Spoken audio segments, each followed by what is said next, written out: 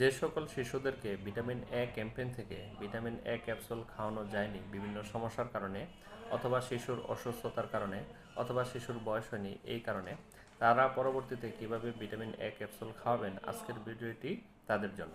শিশুকে vitamin A capsule খাওয়াতে হলে শিশুর বয়স 6 মাসের বেশি হতে হবে।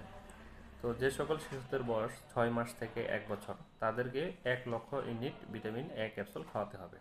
বাজারে যে রেটিনল ফোর্ট ক্যাপসুল পাওয়া যায় তাতে 50,000 ইউনিট ভিটামিন এ থাকে। তাহলে 6 মাস থেকে 1 বছর পর্যন্ত শিশুদেরকে একটি করে 2 দিনে 2টো ক্যাপসুল খাওয়াতে হবে। 1 বছর থেকে 5 বছর পর্যন্ত শিশুদেরকে রেটিনল ফোর্ট ক্যাপসুল একটি করে 4 দিনে মোট 4টি ক্যাপসুল খাওয়াতে হবে। 6 মাসের মধ্যে যদি ভিটামিন এ ক্যাপসুল খাওয়ানো হয় তাহলে 6 মাস পরে তাদেরকে ভিটামিন এ ক্যাপসুল খাওয়াতে হবে এবং পরবর্তীতে 6 মাস পর পর শিশুদেরকে নিয়মিত ভিটামিন এ ক্যাপসুল খাওয়াতে হবে।